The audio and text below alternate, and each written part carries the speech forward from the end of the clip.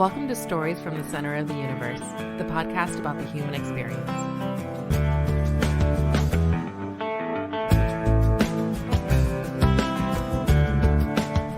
Barclay DuPriest, welcome to the Center of the Universe.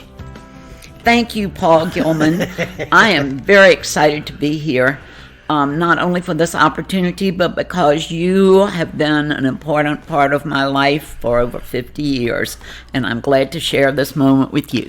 Awesome. I love that, Barclay, and I guess we should mention that I think I've known you my entire life.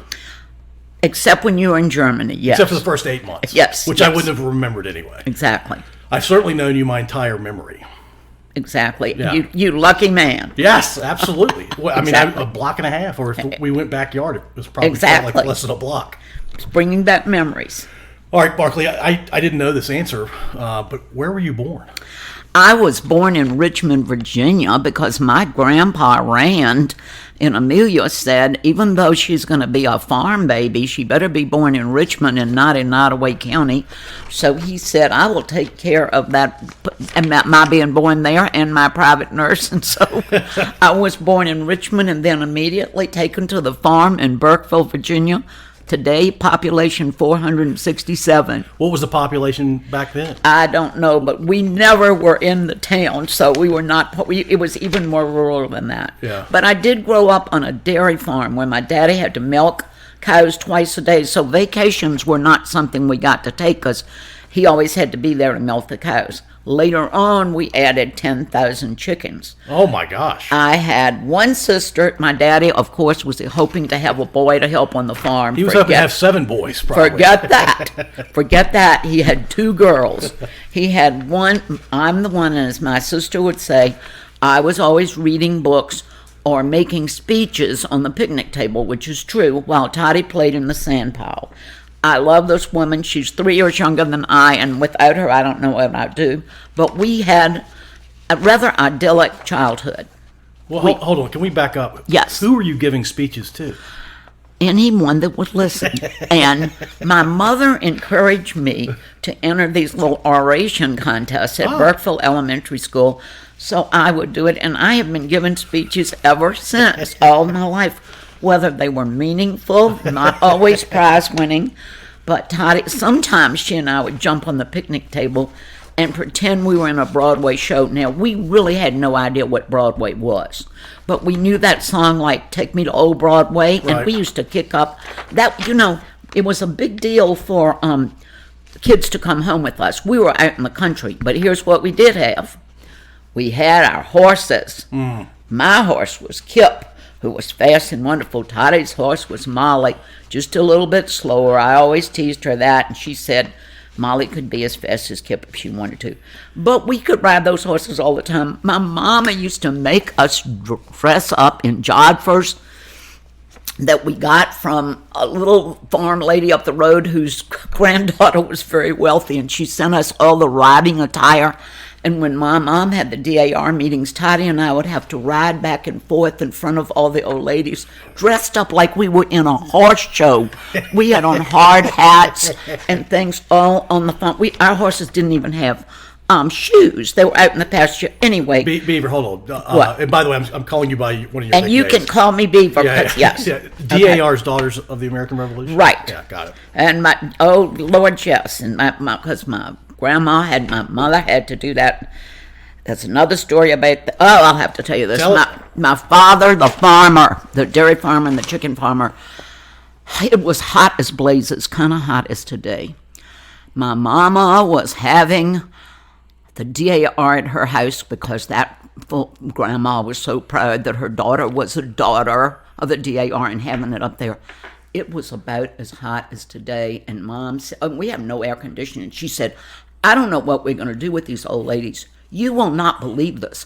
My Toddy and I look at each other and shake our heads over this today. My daddy went down into the big broiler houses and got a fan that's probably about 4 feet by 6 feet tall with the huge blade while she was gone to get food, and he put it up, blowing it in the living room. Feathers were everywhere. My mother was sobbing. We said, Oh my God, don't let's ever leave it up to Daddy again to do this. He thought he was helping. He was trying. Anyway, but here's what we had to always do.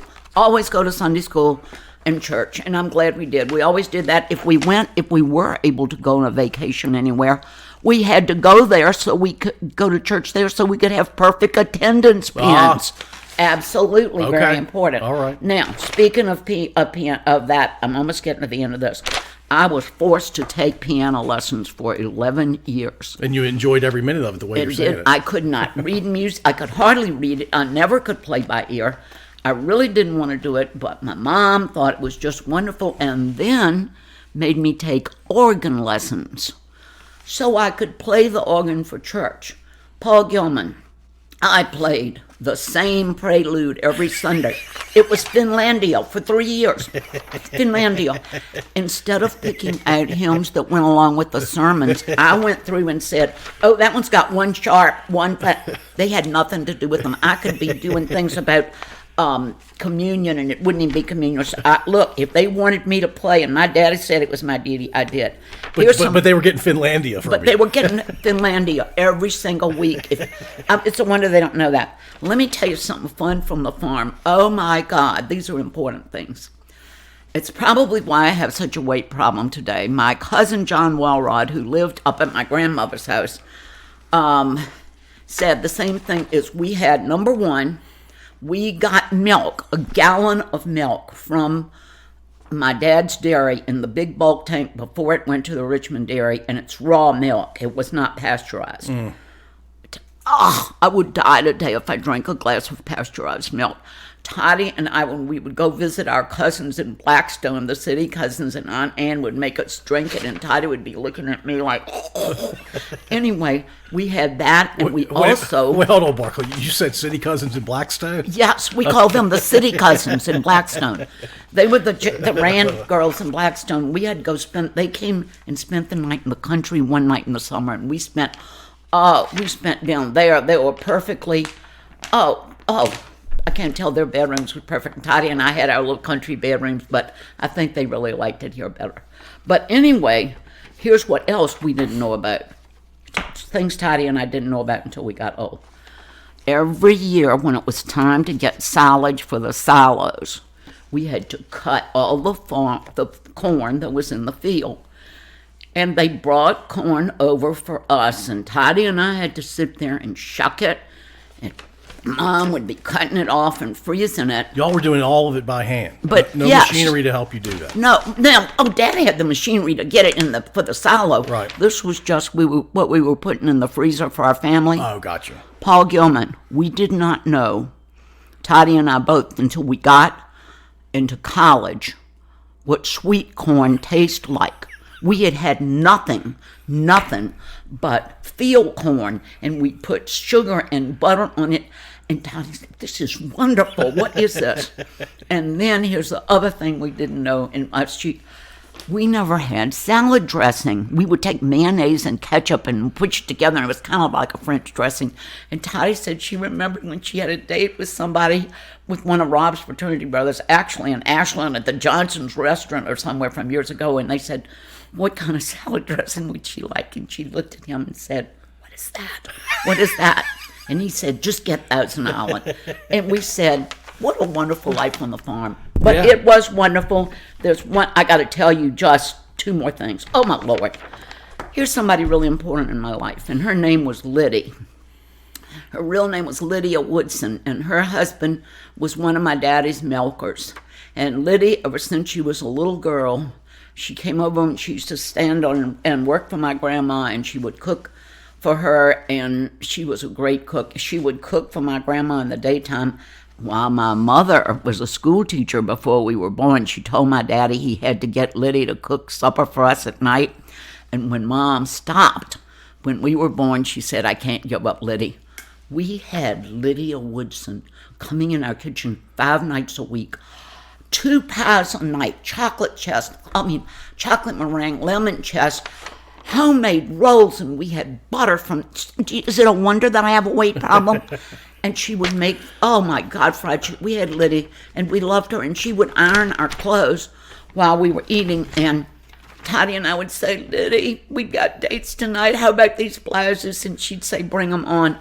I can't tell you how important she was to us. Another important thing. My daddy decided to build a tennis court on the farm. Like a clay court. It was, a dirt court, if you want to know the truth. It was a dirt court. He cut it carefully out of the field. He built backstops up. He did it. He got the dimensions. We had to put down lime, and of course we'd pray that it wouldn't rain, because then we'd have to lime it all over again. And he got the net. And we were just so excited. We were the only people in Nottoway County that could play tennis. It was like amazing. Were you good? Of course. No, but here's what happened. When they did, there was nobody else. I was in like in the 8th grade when we went to high school in Crewe High School, and my cousin Mary lived up at my grandmother's. The football players who were like seniors, like that, the heroes and the most adorable people on earth, never always wanted to play tennis, so they came to my house to play on the dirt court. I would call out Mary and say, Mary, you won't believe this. Ray Barlow is over here. Charles Lee Mason is over here. Johnny Irvin is over here. And she said, I'll get on my bike and be right over. And then we'd sit and watch them. We had so much fun with that. And then eventually my dad blacktopped the court. Oh. And we had it. Now it's in ruin because nobody's used it for years and years. But that was so much fun. And I have to say one more thing. It was a great big deal for us to go to Richmond. But my mom... From Burkeville. How long did that take? From Burkeville. It takes an hour and a half. Ooh. My mom would take my 3 cousins up, that lived up in my grandma's house in Toddy, and she loved nothing but to take us to Millen Roads and Tallheimers after Christmas sales and take us to the movies. I remember she was so excited to see A Hard Day's Night by the Beatles. Because y'all had no movie theaters anywhere near you. Well, we had one in Burkeville, Virginia. No, you did not. We did. And of course, and it had, all the white people sat downstairs and all the black people sat upstairs. We also had a restaurant in town that had whites only, and it had coloreds on the other side. And I was going to tell you that I lived a totally segregated, even though we had Liddy, whom we adored, and the workers on the farm. I never, and I'll say this ahead of time, I never went to elementary school or high school, only with college, with 2 black friends. I had a totally segregated life. So which imagine is true. A lot of people your age say that. Right? Imagine the joy I have with a diverse community now. I mean, seriously. Yeah, sure. Yeah. And it's wonderful. But last thing was, I saw Rob DuPriest. And I was still in elementary school, and I was upstairs, and I looked out the window. We were like 6th graders, and his daddy was bringing him and getting permission to see if they could fish in my daddy's pond, because my mother and Rob's mother were classmates at Harrisonburg State Teachers College, which is JMU now. Right. Anyway, and I looked down and saw him, and he had on a little tortoiseshell glasses. He still wears that. Cute! That's why I'm still with him, because he hadn't changed his glasses. Anyway, I thought he's about the cutest thing I've ever seen. Okay, then here's what happens. Oh, you want to hear about high school? Let's do it. All right, in high school... But by the way, I tell our listeners, ahead. You're going to hear rattling paper. It's because I'm doing it. Because you've got some notes. It's because, of course I have notes. My memory is so bad. Okay, high school was great. Oh, my God, we went into 8th grade with the high schoolers, and I'll tell you, it was a great deal. In 1961, in the 8th grade... somebody came to my daddy and said, one of the producers or whatever, and said, I think you have the best chickens in the state. Your mortality rate, we used to keep the dead ones, everything, mortality rate is down. The weight, you weigh them, and he said, I think these are winners. They were the best chickens in the state, and I was the state chicken queen. Oh, my Lord. Wait a minute. How were you selected to be the state chicken queen? Because they were the best chickens in the state. But why were you the queen? Because if there were a high school person involved in 4-H, which I really wasn't, involved in 4-H, and they could get this award. They were awarded. So my daddy, being the honest man that he was, made me go down and squish my little bare feet on those 10,000 chickens every day, and I worked down. Anyway, I won. Now, I wasn't too thrilled about being a state chicken queen when I was in the 8th grade with all these idols and these high school boys that we would die for. Of course, Rob Moon. I went to Richmond to the old John Marshall Hotel, and they took a picture of me with the trophy thing that said State Chicken Queen. Do you still have it? No, I have gotten rid of it. It broke, I think. I don't know. I might have it. But anyway, I was usually very truthful, but I kind of fudged about having a doctor's appointment to go to Richmond. And I came back the next day, but Lucy Fitzgerald, the librarian, had put the picture of me up on the front wall when everybody comes in, and I walked in and everybody was going, blah, blah, blah, blah, blah. Now you talk about, I was a little mortified, but then later on, when I got to college, I took that plaque and put it up on my door. I love being the state chicken queen. And to this day, you're proud of it. I am proud of it. Yeah, as you should be. I am very proud of it. And I got $100, which was then like winning the lottery tonight. Okay, here's something Rob DuPriest did in the 8th grade. Oh, he decided he liked me in the 8th grade. Oh, my God. How did you know he liked you? Did he tell you? Yes. Okay. He gave me, this is a big deal. He gave me his father's Crewe high school ring. What? His father, I had a high school ring that was his daddy's. See, you can't get a high school ring till your junior year. CHS, and I put a little wax in it, and we were going steady. Now, you know, it's funny. I found out after he went to Petersburg later, and I met one of his girlfriends over there, and she said to me, "Did you have that ring of his daddy's?" And I said, she said, "Me too," and we laughed about it.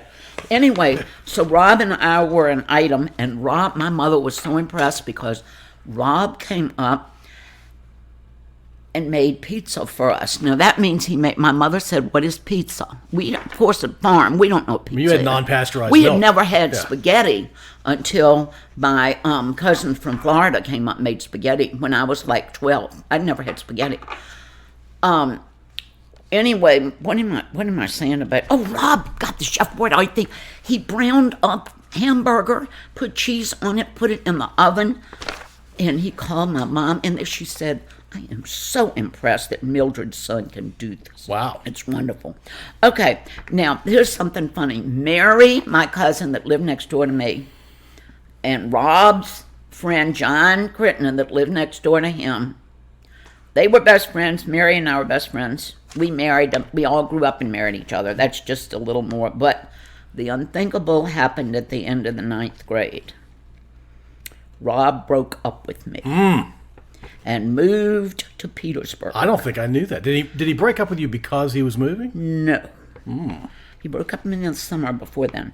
I was heartbroken, but I got over it and broke up with him later on twice. We had back and forth for a while, or we said we would not have been able to do that. Okay.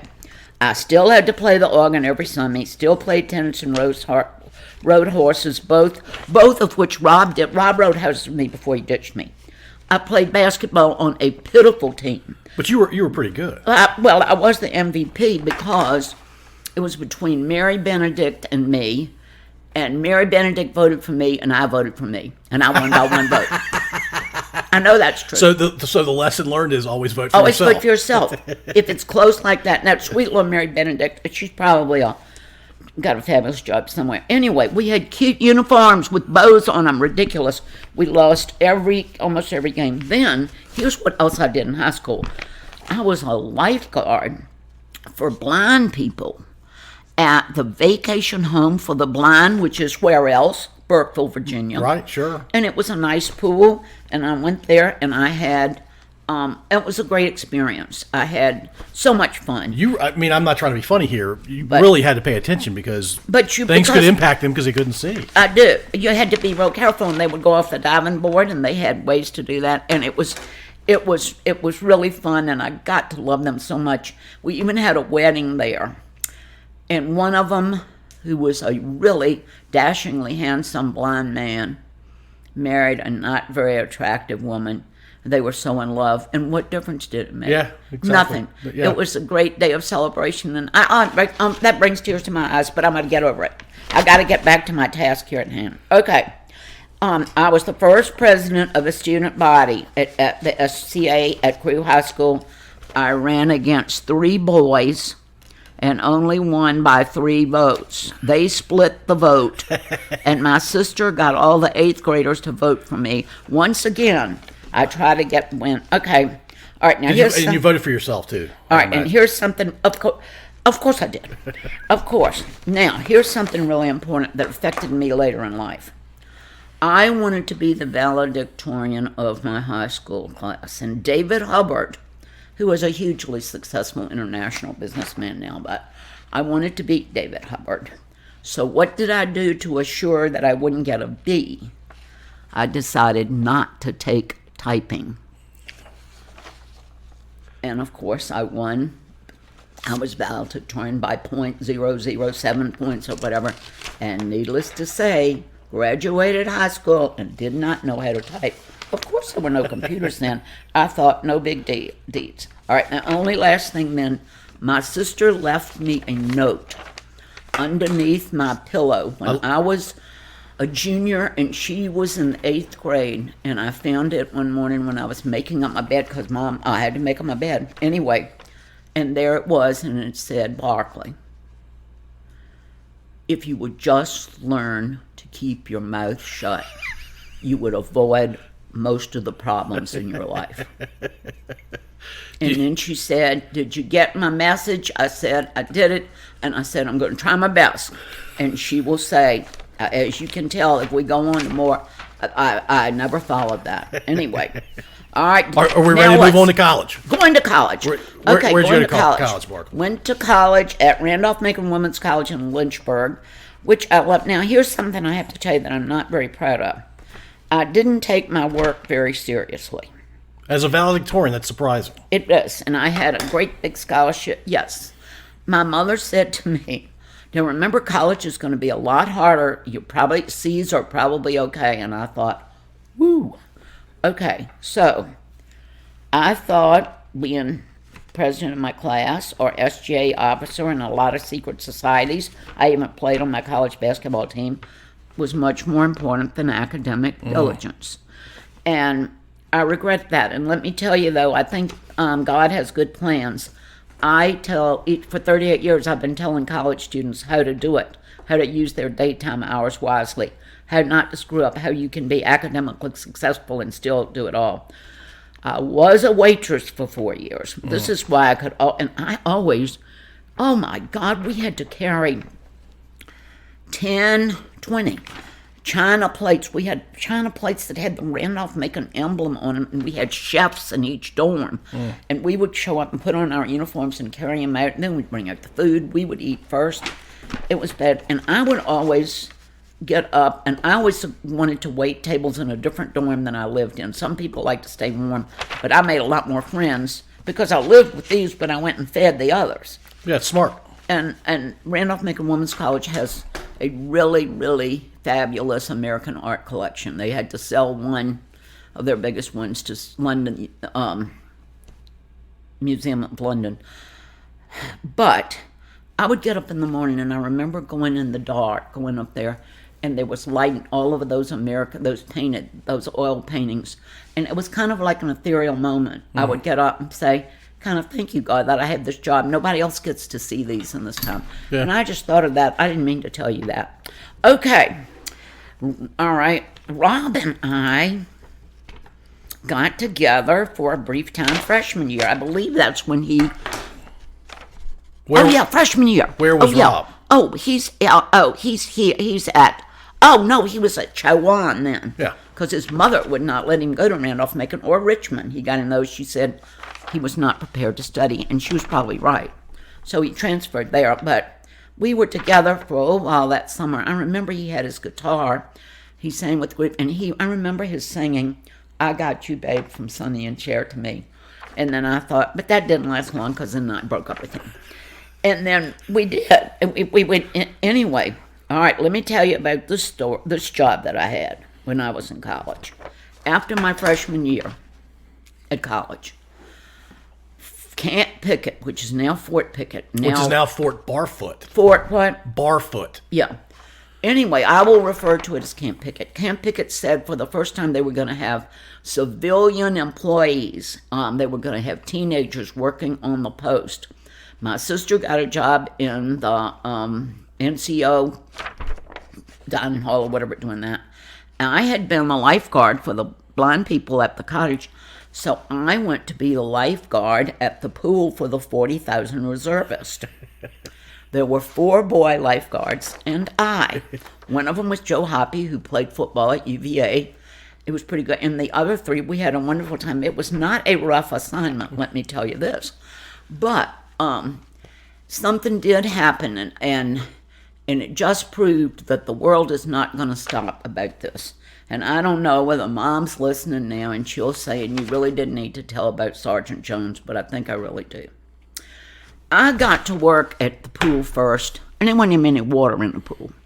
They put me on the plate. I got out of school before the others, and I went down there, and the guy up at the field house, the lieutenant, said, if you'll just stay down there and answer the phone in case any of the officers' wives call about the lessons or whatever. And then he said, and I'm sending Sergeant Jones down to meet you. He's your NCO in charge of the pool. Well, in comes Sergeant Jones. I am just basking in my little 2-piece bathing suit. It was very conservative, but still, nobody's around, no reservists had come. In comes Sergeant Jones, and he's regular Army, and he's in a camo truck, and he's in camo, and he's this really tall, very black man. And he goes, Barclay, I am Jimmy Jones, Sergeant Jones, and I said, come in here and talk to me. And we made plans for what to do and whatever. And he said, I don't know when I'll see you next, because we got to get water in the pool first and get the other boys here. Anyway, the next thing I know, the lieutenant up at the field house calls me and said, we need you to do us a favor today since there's nobody lives to save. We need you to go from Blackstone, where Camp Picket was outside of, through Crewe, where I went to high school, to Burkeville, and pick up the badges for the officers' kids when they pass their swimming. And I said, fine, I've got my car, I'll go up and I'll be back in a little while. And he said, no, you can't, because we're paying you. We'll have to send you in a military vehicle up there. So he said, I'm going to send Sergeant Jones to take you. Now, Paul Gilman, this was the year after the schools had desegregated in Nottoway County, which is an adjacent county to Prince Edward County. This is 68? This is 69. After 69, and yeah, I mean, this is a hot, attention-filled item and stuff, and I thought, oh, dear Lord, I'm going to have to ride through my home county, and what will they think? And then I thought, no big deal. I'm in the car, everybody knew I had the job, and they were excited I had the job, and I'm riding with Sergeant Jones. So it's time for him to come. Sergeant Jones does not come back in the camo thing. He comes back in a baby blue Mustang convertible with the top down, a Madras shirt and straw hat, and the music's going on. And he said, I got to get off from work as soon as it's over, but I'm going to take you up there and come back. Whew, I thought, well, nobody's going to think this is the military. So the whole time, I was just trying to look out to make sure nobody would see anything and point. I didn't want him. I mean, Sergeant Jones had a white wife in Germany. He was having a baby. I mean, I didn't think, but I didn't. Anyway, I didn't know what they were going to say. What happened to Barclay? Farrah in 1 year. She's turned. I get to Crewe High School, where I had just graduated from the year before. Get there. They get out 15 minutes early because exams, and all of them are in cars, and Sergeant Jones and I are at the stoplight. I could see people just looking and glaring, and I'm saying to Sergeant Jones, look at that roundhouse over there. That one's kind of historic. I'm trying to get him not to look and see anything. He said, I really don't see anything. We went on. I went to Burkeville. Nobody was there. Came back. Didn't have stopped any stoplights then. Came back. My mom was in Farmville, and she heard about it on the road. But guess what? The next day, the world still turned. Of course it did. Everything was fine. And I enjoyed having, but it was just a time when something like that, you can see, it was like it was like a powder keg of stuff. Well, I mean, MLK was assassinated the year before that. I mean, Yeah. It was very similar to what kind of went down in 2020. Yes. And then we had NFL players that came too, and I got, like, particularly Baltimore Orioles. They would come down. Colts. Not Orioles. I know they're baseball. Willie Richardson, some old one he would be there, and I'd have to throw the ball with him, and then... What were they doing down there? They were filming what they did in the summertime. A lot of the pro players would come to down Camp Pickett. I got to be in the videos with them, too, and that was great fun. Okay, the next summer, I was going to Europe. Guess what? Broke both of my feet.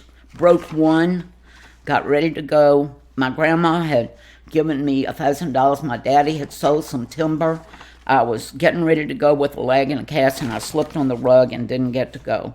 I will never forget, we only had one drive-in in the county. It showed one movie for a whole week. I saw The Good, Bad, and the Ugly 7 times. All my friends took turns trying to take me because they felt so sorry for me, and I thought, oh, dear Lord, I can see Clint Eastwood right now in my dreams. Anyway, okay, Rob and I get back to those. Rob is down here. We just have a wonderful time at the KA house. I've had a mighty good time at Randolph. Oh, Rob's a KA, too? Yes. Okay. Rob was a KA before Ted, and we were down there. We used to have a great... we always had a great time, and I still have a great... No, I don't, not anymore. I don't try not to go to fraternity houses, Paul told me. Back then, we only had 3 places to eat in Ashland. There was a Dairy Queen, not where our Dairy Queen was. And this is 1970 now, when y'all moved there. Johnson's Restaurant. Well, this is just before, and Aunt Sarah's on Right One. It wasn't much here. And Aunt Sarah's wasn't close. Huh? Aunt Sarah's was not close. No, Aunt Sarah's wasn't close, but that was closest. Okay. Here's what was something fun. I shouldn't say this either, my mom, but when we girls at Randolph Macon Women's College and at Mary Washington, wherever, when you went to boys' schools, you had to stay in little old ladies' houses and sign in so you wouldn't be doing anything illicit. Whatever, immoral. Anyway, but after a certain distance, you didn't have to do it. And Randolph Macon was past that distance at Randolph Macon Women's College. So all my friends wanted to come and have dates with KS. We stayed, I remember staying at the Cadillac Motel. We were all in there, like, piled into beds. The TV didn't work, but the Cadillac Motel's still there? But we said, we are in a motel. Anyway, what fun was that? Hold on, why was there a distance? I guess they just figured that maybe you were staying with your family. I don't know, but it was like a 90-mile thing. Because I'm trying to think whether Hampton Sydney was still in it, but that didn't apply to me. I didn't want to go to Hampton Sydney anyway. Anyway, here is one thing I have to tell about. The last thing I'm going to tell about that is one time it was snowing like crazy. They had said, Randolph Macon Women's College people, nobody can go to W&L, you can't go to Virginia, you can't go to Hampton Sydney, you can't go anywhere else. You cannot go out except for you can leave campus, but nobody could leave campus. You couldn't do anything. The whole campus was closed down. I called Rob after a little breakup and said, Rob, I wish you were up here right now. He left. I believe it was his old Dodge. What kind of car was that? I don't know. And Rob leaves from Ashland and heads on up to Lynchburg. Drives in the snow. In the snow. There were tractor trailers off the road. The police stopped him and said, you really can't go on anymore. We're not letting anybody go on. And he said, I have to. I have an emergency in Lynchburg. I have to get there. I got there. He called. How in the world did he call? No, I guess he had to just drive up because we didn't have any cell phones or anything. And there was a little lady at the switchboard was down there. And I told everybody was coming anyway. And she calls on the phone and says, date for Barclay Farah. And everybody's going crazy. It was the big staircase going down in Main Hall. People are all lined up. Now, if anybody has seen an officer and a gentleman, this was it. Not way to go, Paula, but way to go, Barclay, way to go. Like, if he wasn't the coolest guy in the whole world or the craziest one, but it made a big impression on me. Y'all were the entertainment for the night. And I thought, my Lord, anybody would do that for me is wonderful. All right, I finished. That's enough about college. All right, so after you moved to Ashland. We moved to Ashland. We got married. We moved to Ashland. Where'd y'all get married? Rob was teaching. We got married at home in Burkeville. Okay. Rob was teaching and coaching at Patrick Henry. He was teaching. Oh, he did student teaching at Randolph Macon. That was probably smart, I guess. Anyway, we lived in apartments, and then we rented the little house across from the side of the Piccolos, and there was that house when, lo and behold, this car drove up, and it was Brenda Gilman, whom I'd never met, and in the back seat was this child who was only 8 months old. This giant child. But child looked like on the back seat. I said, what? How big is he? And from that moment, we had so much fun laughing about that, and there you were, considerable. I mean, I don't know how you were that tall. We had fun, and I'll tell you what, we never wanted to leave that neighborhood.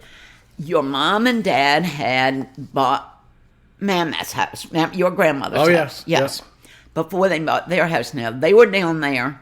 We wanted to be in the neighborhood, and I think it was your mom that said, that house over on Racecourse Street is for sale, and I kind of like it. And I looked and I said something to Susan Piccolo, and she said, Dad's selling that house. The Piccolos. Pick owned that house. He just bought it because he wanted to extend his backyard. Where we had the big games and stuff. Oh, yeah. He didn't want the house. He just wanted to extend his backyard. And bless his heart, he took it off the market that day, told Chip Ray, the realtor, I'm sorry, I can't do it. He sold it to us for what he paid for it. Oh, Pick's a great guy. He said neighbors are much more important than money. And then he said, move. I know we didn't have, they changed and said we had to put more money down for the down payment. I said, oh my God, I've got my grandma's money that I didn't spend on the European trip. So I got when I broke my feet. So that worked out. That worked, but not quite enough because it was more. So Pick said, we'll give you a second mortgage. Start moving your stuff over there. Pick and Eloise. Now, you talk about... What great neighbors. What great neighbors. And we got to be in the same neighborhood with you all and with the Piccolos and with the Dulls. And you're still there. And I'm still there. 53 years later. I know, it's still there. But, Paul, now we've got to talk to the part where you and Rob Dull enter my life. Oh, a fabulous neighborhood I've written down here. Kids galore, wiffle ball in our backyard. We didn't have grass in my backyard for 15 years. I waited until it was covered and went backwards and counted. It was 15 years before it got a full crop of grass. That's because we were playing. We were playing everything. All right, and you know what? Y'all know where home base was? You just slammed into the side of the house was first base. And then into that tree. Yep. Which is gone, and then another tree which has gone, probably slammed into that so much that one keeled over finally. The big sycamore. I think we may have killed that tree. But anyway, it was good, and it was. It was wonderful. It was Paul Gilman, Rob Dull, Rand DuPriest, Tad DuPriest, Ryan Hopkins. Peter and Dave didn't really come over and play ball. Not a ton. No, they didn't come over and play ball much. Sarah, Rob's sister, tried to come, and she would go, Barclay, they won't let me bat. And I would go, let her bat, for goodness sake. And she would get up there, and y'all would just keep on pitching it until she finally hit it. And then she was fine. I can see her in that little smock dress with her mother made with those bare feet. Anyway, it was great. Now, whenever you all had a dispute over a call, and I don't understand, I know that there are rules of a game, and then there are what you all called all-time rules. I can hear you all, because there was no air conditioning. The window's wide open. I can hear what y'all are doing out there. I'm in the kitchen making up 15 batches of Kool-Aid in a big gallon thing. It was usually red, too. But it red or grape. Yeah. And with sugar and stuff. Thank God, in those little envelopes. I don't think they even have it anymore. It comes in. Anyway, because y'all are out there and I can hear them, you go, that's not an all-time rule. I mean, obviously, all-time rule is something really important. And you all are so funny. When I said one of the rules was, if Pick were at home from work and y'all hit it over the fence, Pick said, that's fine, just don't crawl over. And y'all never crawled over the fence. Right. But if you hit it out there when Pick was at home, it was an out.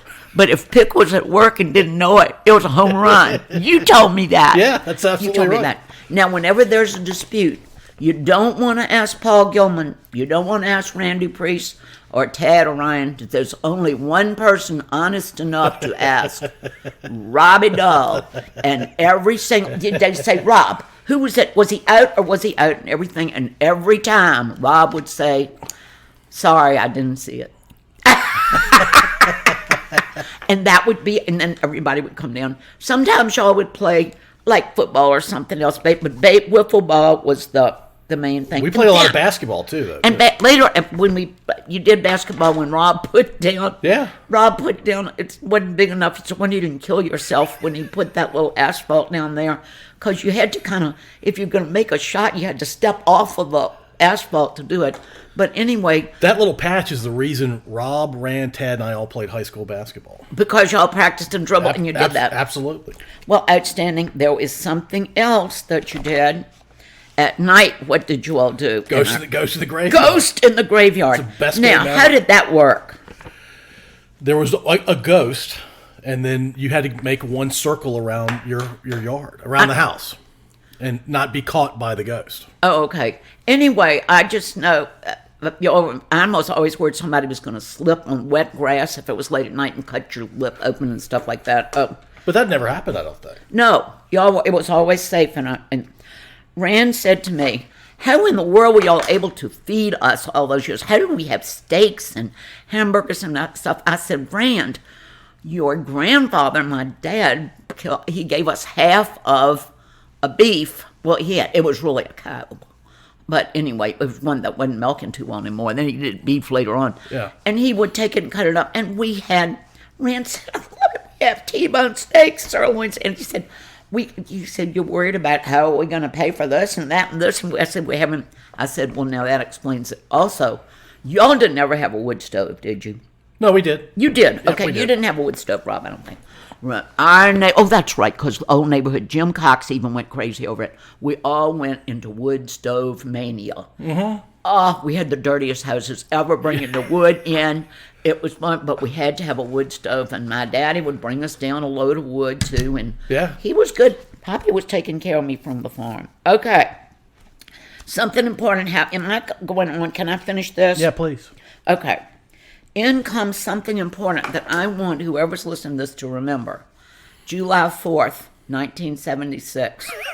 It is, what is it, Paul Gilman? You want me to tell the quick story of how? No, you just tell what it is. Well, it was a bicentennial The parade. bicentennial celebration of the United States of America. Brenda Gilman and Larry and Rob and I were riding out to the Junior Women's Club social thing in late May, and we realized that the people that were in charge of the bicentennial celebration for Ashland were not even going to be in Ashland, and there wasn't going to be one. And I was the bicentennial chairman of that department for the Junior Women's Club, and I said, well, why don't we do it? And why don't we I said, I'll write the script. Let's get the girls, we'll do it. The men will have a reenactment. We just made this stuff up, and we put this thing together for the 4th of July. Y'all had on, I looked at pictures of y'all the other day. Of course, Paul got stung by a bee. His eye is real. You can't see half of his face, but you had on your little tricorn hat and your little. Yeah, was I a drummer boy or was I a flag bearer? Carrying y'all were carrying. Buffy was carrying a banner. That's before the parade. Okay, we are getting ready to do this. The JCs are going to provide the actors. Your father is John Hancock. Oh, I had no idea. Yeah. Oh, you did not? No. Of course, I made him John Hancock. Rob, so I could give Rob a little prize. He was the Secretary of the Congress, which meant he got to call the colonies' names out to see whether they voted aye, yay, or whatever. Oh, and John Griffin, who was our big neighbor, he was Ben Franklin. He had gout. Anyway, I got costumes from 8 different things. I don't know how you put all that together. And it was by the 4th of July. Colonial Williamsburg helped me. Some places in North Carolina helped me. Maryland, they sent costumes, and they said, just make sure they're cleaned when you bring back to us. I got the cleaners to agree to clean everything. Now, we ordered, Bryn probably made stuff for y'all to wear and for us to wear, but I don't know. But we had dresses, and We look legit. we looked really legit. And it was going to be here, and we were going to have the reenactment of this on the Mary Branch Plaza at Randolph Macon College. Some of the Richmond Symphony members came and played. Tom Bass was the narrator. I'm having Carlene on it in a couple weeks. Carlene announced that Tom Bass was the narrator. The JCs were drinking beer in Peel Hall before, which would have alarmed me a little bit, but they couldn't have been better. They paraded in, and Tom Bass said, and here we are at Liberty Hall, whatever they called it? Constitution Hall. No, it was Constitution, Independence whatever. Hall, yeah. Anyway, and we come in, and they all filed in, and Benjamin Franklin put his big goat leg up on a thing, and Larry stood up behind the thing, and everybody stood down, and then they froze in their places. And then Tom Bass, I had written this, and I also, you won't believe I did this. I was so scared I was going to get sued or something. I called Broadway. I have no idea how I got to Broadway, to 1776. I got somebody, and I said, I love that musical. I said, could I use some of this for my dialogue? And he said, lady, how big is your town, ma'am? And I told him, what was Ashland then? 4,000? I was just saying, maybe 5 at the most. He said, you do whatever you want with it. I said, thank you so much. So I could use a lot of that. I knew how everybody voted. And then we did that. And lo and behold, then at the end of it, the bell starts chiming 13 times on the top of Blackwell. And then we have a parade. All the people in town are marching. We have banners y'all were carrying. All the people, the reenactors, the townspeople were dressed up. We walked from Randolph Macon all the way over to the town hall. Because, do you remember what was going to happen over there? I don't. And this is the main reason I'm going into all this detail. I said, you know what would be really cool is this, we need to have a time capsule of what happens on this day. And I have no idea who told me this, and this man is long gone. Somebody said to me, you know that man that lives out in Montpelier named Mr. Custerer did just finish doing all the archives in Washington, like the, Declaration of Independence and all that. And I said, you're kidding. I got it. I hightailed it up there, and I said, can you tell me something? Are you really the person that did that? He said, yes, ma'am. He said, I did. And I said, here is what we want to hastily try to get a time capsule for our little town to be opened 100 years later to see what is there. He said, I'll tell you what I'll do. He said, can you raise $400? At this point, I said, sure. Brent, we were all going throughout town getting money from sponsors all over the town. And I called him and I said, because that's what I need. He said, I'm going to give you the time capsule that NASA rejected for the spacewalk stuff because it has a scratch on the top of it. Wow. And then afterwards, I had his number. He called me back and said, I'm going to be here on the 4th of July. How about I do something I've never done? How about if I close that time capsule in front of the people of your town? I get so excited thinking about it. Anyway, we're at the town hall, all dressed up there. He has it all set up with the tubes and the things that go, the whatever you have to do that. And all day long, this is why, all day long, people are taking Polaroid pictures of all of us, of everything that's happening. And those were put in the time capsule. He put a bottle of wine. He put a $50 check. He said, from me, he said, that won't be any good, but that doesn't matter. A little boy put his Slurpee cup. Somebody put his Little League baseball hat. Anyway, we put directories of all the people's names in town, all the people that were in who, like John Hancock was, who everything, all of that was in there. And he did it, and it made that whooshing noise. And he just made me promise one thing. Smart man. He said, I'm only doing this if you promise not to bury this. He said, you have no idea how many of them are lost all over the United States of America. And I said, we won't. The JCs were going to build a little case for it, but after the bicentennial was over, we all kind of forgot about it, and it languished in the town jail for a while, and I got a little worried. They put it there for safekeeping. We were going to keep it in the town office, but they thought it would be good to make sure it was secure.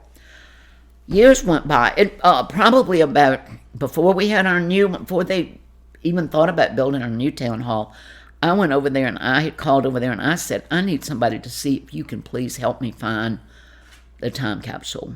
I said, if it's not here, I'm going to be mightily disappointed, whatever. And I went back in the vault with him, and there in the corner was the time capsule, and with the thing I had put on it that says, to be opened and live in ceremony on July the 4th, 100 years from our date, by the people of Ashland. And then they will open it, and they can see who they are, and they'll be open. I guess your grandchildren, I don't know. I won't be here to see it. But you know what? Be here either, probably. But I want to remind everybody, except we don't have a town paper. You're helping me a lot doing this because I do want to remind people in 3 years, it's going to be 50 years have passed since then. And our little town has something really special in there. And when they open that up, they're going to think, and I hope that they will plan. I wrote an article about it in the 150th anniversary thing of Ashland. But anyway, that's something. Well, Barclay, who are you passing off responsibility to? To what? To make sure that the capsule is open on July 4th, 2076. Well, right now I'm using you. Okay. I'm using you. Right. It's in the town hall. I have put it in the history, and what I plan to do is do something with the Ashland Museum. Okay. Because I think that's a logical place for that to be. I agree. Maybe even to put it over there, but I don't know. Okay, we were all involved in the variety show. Oh, and then after the 4th of July, something wonderful happened. Pick, who created this fabulous lawn behind his house, decided for you all, the wiffle boy players, to cut a diamond out of it. And Rob and Ned, the coolest ever, would go and cut it. We put bases on it. That day it would cool. Pick would have John Philip Sousa music. Eloise would bring in out hot dogs. We're all out there having beer. And best day of the year. Best day of the year. After that, we kept on having that. Oh, yeah. And we had so much fun. And Sarah got to bat, and even Dr. Moreland got to bat because he was living in our neighborhood. But that was so funny. They had... the Piccolo's 4th of July was great. Later on, Conde and Ron Hopkins had great Super Bowl parties. Mm-hmm. They were the Super Bowl ones. I didn't do them. Anyway, we're all involved in the variety show. I want to tell you this. Okay, I was teaching at Hanover Academy, and from September 1997 to June 85, and I loved it. I was the athletic director. I scheduled games with my little kids. Ed Stevens bought us some soccer uniforms, and we wore them to play. Well, we played 6th grade little private schools in Richmond. We wore the soccer teams for basketball, baseball. But it's quite amazing. But anyway, it was fun. That was fun.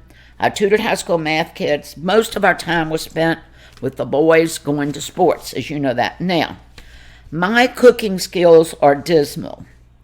And I'm not the best housekeeper. Remember, I had Liddy to cook for me when I was growing up. And then Rob's dad died when Tad was just a baby. So, missed him so much. So from then on, we had Gran come to our house to spend Christmas with us every other year when she'd go to Rob's brothers. And that was great, and we loved that. And I tried to get things cleaned up. I do remember...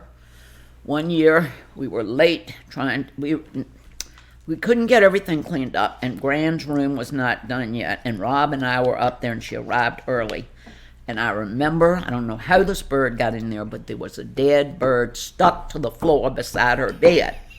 Rob is saying to the boys, get down there to her, go meet her in the car, get her bag, and tell her she was trying to come up the stairs. And they went, no, Gran, come here.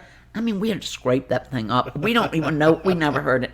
And then she'd say to the boys later on, Gran was a wonderful cook. She was a home ec major, and she could cook and arrange flowers and do everything. And she said, is Mom a good cook? And they went, oh, yes, Gran, she is. And they said, well, she said, well, what are the favorite things? And this is the truth. What are nothing I've said is a lie, but I mean, I can hear this right now. What are the favorite things that she makes you? And they said, cheese toast and SpaghettiOs. That is what they told my mother. And they were not. That was their answer. They were That was telling their the answer. truth. Their favorite things. My best things that I made. Anyway, that was fun. Now, okay, Lord have mercy. Have I gotten to Randolph Macon yet? We have not. Let's talk about how you how you got to Randolph Macon. Yeah, Randolph Macon College in Ashland, Virginia, not to be confused with Randolph Macon's women's college back in the day. Right. Here is how I got there, and it's very interesting, and I'm very grateful for this. I was teaching at Hanover Academy. I went into the teacher's lounge to get some coffee, and my 6th grade class was right next to Liz Levins, whose father was Coach Hugh Stevens, and her mother was Catherine Stevens. And she taught next to me, and she was in there, and she said, Bart, guess what? Mom is retiring from the bookstore. And Rob, of course, DuPriest had said, you certainly need to get a job over there and get that free tuition, which is wonderful, which is a big draw. It's huge. It's a great thing. Anyway, I went over on my free period that very day and talked to Catherine and said, Catherine, and she was just as cute as could be. I had to interview with Mr. Ball. There were other interviews. She did tell me, she said, the man who interviewed yesterday, Mr. Ball took him out to lunch, but he didn't take you out to lunch. But that's all right, because I got the job.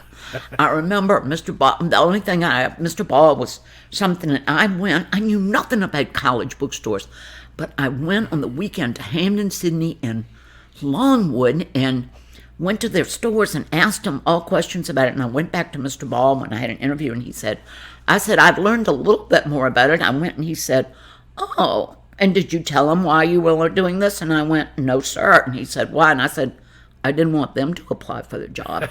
And he went, he was shocked. Great idea. Good thinking or something. And I thought, maybe I've got it. Anyway, and writing thank you notes really does help. And this was 1985, right. Barclay, right? This is 1985? 1985. I'm 38 years old. Okay. I had 3 days off before I went to work at Randolph Macon. School went out. I had 3 days off. I went to work. And the first year you worked at Randolph Macon, you didn't get a vacation day. So I had a long time. But I went to work, and there were no kids there in school in the summer. Very few. There was only Buddy Teaster in the snack bar. And anyway, I was really scared about what college kids would be like. Catherine said, come on in. Now, we only keep the store open from 9 to 12, and from 12 to 4:30, we do work in the back because she was the only full-time employee. They were going to hire me to be the only full-time employee. Thank God now I have my staff, just out of the kindness of the college, to protect the old woman. But anyway, I went there, and after that first year, I said, Catherine, we do have to stay open all day because we're missing a lot of customers. So we did. I was always creating my worst thing. Catherine, I'll never forget, she said this to me. As we were walking back from Mr. Ball's office, she said, I'm so glad you got this job. I think, you love Randolph Macon, and I think it'll be good. And then she said, I forgot to ask you one thing. Can you type? And I'm thinking about, oh, no, wouldn't take that class. So scared I was going to get a B. And she said, well, too late now, isn't it? We had to type all the textbook orders just on a regular or manual type. I mean, you won't believe it. Oh, that's why after one summer with my doing it, Catherine agreed to come on part-time and be the textbook manager for the next year. We did something. It was, I remember something else funny from that day. I had no idea. We had one salesman who came in, a vendor, that summer, and he was just finishing up an order for something. I remember Carl Moses was his name. And I said, I really like that shirt. And he said, you want to order it? And I said, yeah. And I'm looking at Catherine. So we were ordering only 48. And she said, how about 2, not more smalls, whatever. And he said, how many extra larges? And I remember after 20 minutes, he said, Barclay, you got to make a decision about these extra larges. He said, you're not going to go far in this industry if it takes you 20 minutes to decide how many XLs to get. Then I knew I had better get on the stick and learn how to do that. But in the meantime, I'm still scared of these college kids because I've only been teaching middle schoolers. And your boys were middle school, maybe starting. They were in middle school, and Rand was, we were at St. Christopher's. Tad had one more year in Hanover Academy before he went then. Anyway, I look outside the door, and there in the trash can outside the door is all these pictures. I couldn't believe it. Just tons of pictures in a big trash can, and I looked at them, and they were the pictures from the yearbook, apparently before that they had used, and they didn't want them anymore. And I took them home, and I cut them all up, and I came back, and I put them all over my door in there, in the window in my door, and I didn't have any idea who the kids were. I just knew I was kind of thinking college kids are scary. They came back and went, how did we get on the door? How did we get this? So I made 1 million new friends that first week. But that was fun. Once again, the Lord provided me with those pictures. Later, the pictures went all the way around the old store. We had things all around, and reunion classes would bring them in for 20 years and say, they just came in to take their pictures off of the thing in here. That's all gone now. It's too bad, but we can't help that. Your door is full of My pictures. door, but that's just recent stuff. Yeah. You better tell Lindsay and Julia they better get their pictures up there. Okay. The college girls were great, and the college guys, and I thought, in effect, that they were my contemporaries. I did go there thinking I was a college student. I had a dream one night about being at, Myrtle Beach or somewhere, and it said we had won the wet T-shirt contest. I didn't see anybody in that. And they said, and the Randolph Macon has won, and it's 10 kegs of beer. And I swear I woke up and I was thinking, oh, yay. And I thought, are you losing your mind? You think you are a student. Because you were 38. But I was just 38. But they were so much fun and so wonderful. I thought I was back in college again. Miss Stevens stayed on, and I said, and then agreed to be part-time text manager, remembering my typing skills. Textbooks were sometimes left in front of the store. We didn't have a delivery from the physical plant. We didn't have that yet. We didn't have any space. We just opened boxes on the floor, boxes of sweatshirts. We had no storage. Oh my Lord, in the textbooks you had to stamp them, the price on it. I can't tell you about the time. No time for a year. Okay, Catherine Stevens says, Barclay, it's time for a change. That's why I'm retiring. You get rid of anything you want to in the store and do what you want to. And the next night, Rob DuPriest was over there moving stuff out with me. There was one piece of fixture that he moved out, put it out, and we said, pick it up. Catherine said, that should have been gone long ago. And we did. It was great fun because, it was like a game to me. Yeah. I wasn't scared anyway. We didn't have much. I couldn't do the Catherine Hive. The second year, oh, Lord, we still only cash and checks then. My good friend Regina Deegan, if she's listening to this, she'll be proud because she's told mean people. She wrote me five bad checks and 5 to pay for the penalties on them, and 5 more of that. And I said, Regina, and now she has a very responsible financial job, and she loves to come in the campus store with her friends and say, Barclay, tell about my past life. But that used to drive me crazy. That drove me crazy. And here's something else drove me crazy. I used to have to sell railroad train tickets to the students. They bought them, and I got rid of that. They bought them in the campus store, what we called it the bookstore then, in the bookstore, and I had to call the 800 number, and if it was busy, I'd wait there with a student in my office and give them that was, I wasn't bargaining for that, wasn't crazy about that. I did something the kids were begging. They said, we want Champion reverse weave sweatshirts. They cost like almost $30 then. And Catherine said, Barclay, go for it. I've never ordered them. It's too expensive. I ordered them. I ordered a gross, and the next year I ordered 3 more gross of them. The kids bought them like crazy. But then I said, Catherine, I think I want to have a tent out on the field and sell things. And she said, I think that's a wonderful idea, she said. But I've just got to tell you one thing. Once you get the tent, You can never stop using the tent. And here I am 38 years later, and the tent's still going up. We've been through many, but she's right. But that was once you do this, you can never stop. I went to a faculty party for about 5 years. So excited. It was all the faculty members and the president and Liddell and everybody was there, and Rob and I were there. And finally, I stopped getting an invitation. Catherine had said she used to like to go to the party. I called up and said I didn't get an invitation. They said, well, you weren't supposed to have it. They said Catherine was only invited because Coach Stevens was her husband. I thought that I was very important. I went on the Annabelle Lee with the faculty member. It lasted 5 years. That didn't last long, but anyway, I like that. One thing I started doing, and I'll finish up with that, something that has come full circle right now. I dropped the hyphen on Randolph, between Randolph and Macon, when Randolph was over Macon. And I said, it looks silly. And I said, Catherine, it looks bad. And she said, I've been scared to do it. Why don't you do it? So I did it. I put pictures of Coach Stevens wearing one of them, Jeff Burns wearing. And now the marketing has this year said, we're going to drop the hyphen off. And I said, well, we've kind of been doing it for 37 years, but that's all right.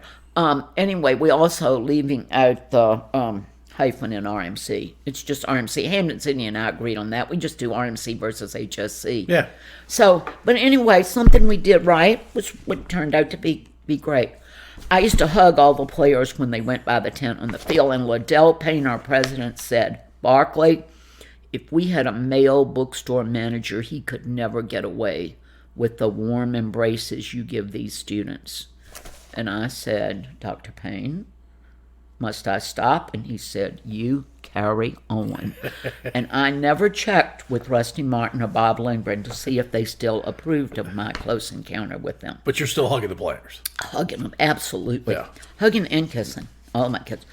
All right, here's something I did, and I cannot mention these students' names because they were so funny. I said, Catherine, why don't we have student employees? She said, well, we thought we were using college money. Maybe we ought not to make kids be responsible for that. Got those in a heartbeat. One of my first student workers, I told you when I wrote my initials BFD on the paper, he came back and said, why do you not like this little lady in the business office? And he said, you wrote BFD. And I had to think for a minute what he was talking about, and I said, it's my initials, Barclay DuPriest. He brought me a sticker like 30 years later that says BFD, don't care where your vacation home is, or something like that. Anyway, it was just my innocently signing my invoices between you. Maybe your initials. I did something we'd never done. I started getting used books. I remember sitting up and calling Missouri Book in Nebraska and getting used books for our kids, and that saved them a lot of money. Now, here's something that happened. And part of this is unbelievable, and I hope if Paul Davies listens to this, he'll shudder, my current boss on my door. But anyway, credit cards, I decided we had to get credit cards, so we got credit cards. I decided to add a credit card system, and I sent letters to the parents asking them if they wanted us to keep their credit card numbers on file for their kids to use all year long. I got a great response. I put them on little cards in an open index box that sat on the counter. Paul, can you imagine today? Never had a problem. There they are, all of their credit card information sitting right out there.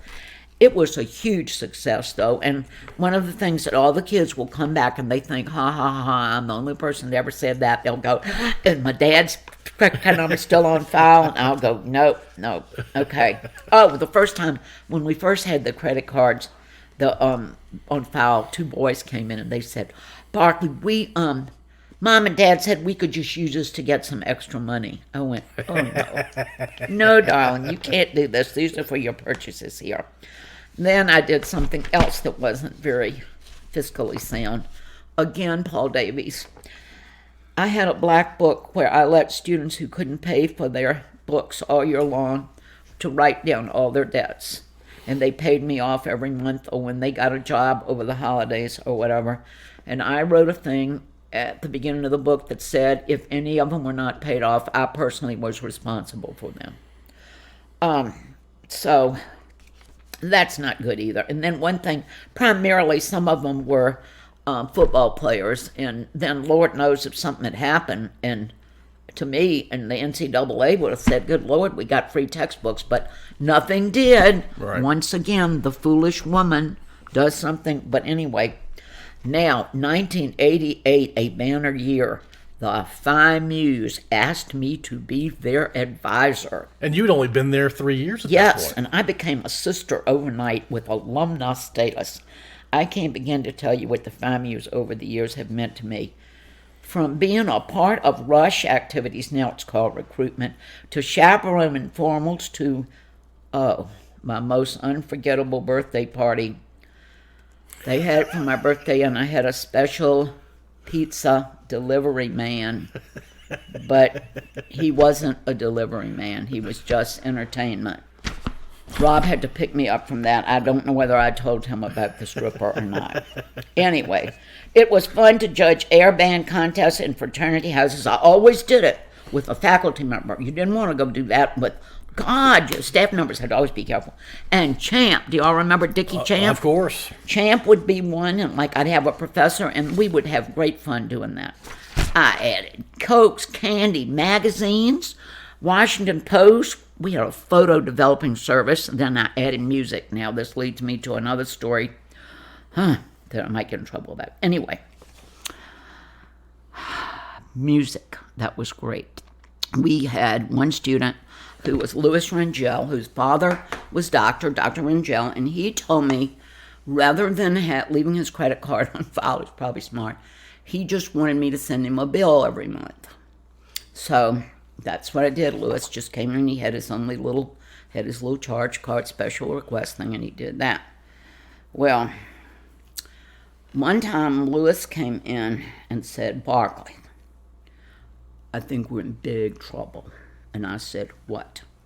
He said, let me rephrase that. I think you're in big trouble. I said, what? He said, Dad wants to see an itemized list of everything that I spent last month. Well, we had 4 shipments of CDs coming in. Louis would just have them, give them out. Anyway, so we sat down, and he said, remember when you told me that how you used to group things under, like, a lot of things would be grouped under supplies and something, and he said, didn't you say music was grouped under supplies? And I said, exactly right. So it was supplies. Needless to say, I did not get in trouble with Dr. Rangel. He did not let his daughter, who came the next year, have it. She was furious that her father wouldn't let her. And guess what? Louis Rangel is one of our trustees today. My Louis, who I almost got in trouble with him. He is. And he just got an award for being one of the 10 most influential energy people up in the Washington area, I think. Okay, here's some other things that happened to me. Taylor Bigley came into my office. Do we want to say his name? I'm only saying it because nobody else, I'm not mentioning my student worker's name. He said, Barclay, is it okay if I try on this pair of shorts? And I said, sure, because I used to let him take them out to the bathroom way up front like that. And I was working at my desk, and then I looked down, and his jeans were on the floor. And I looked up, and I said, Taylor. And he said, I didn't think you'd mind. I said, well, he had his shorts up then, but I said, Taylor, his mother just got a big kick out of this. She said, I guess he just felt comfortable. Anyway, and he married one of our Phi Mu's who was an SJ. Anyway, so I love him. But anyway, he never a second thought, is it okay if I try these on? Then he said, how do you think these fit? That's when I looked, I went, oh, dear Lord. And then, Brian McEntee, I'll only say that because he's the only one too. He comes into my office and said, my mom's going to call you in a minute. You have to do something for her. And I thought, what is that? she called me and she said Brian had been in an automobile accident the year before, and he had his jaw all sewn together.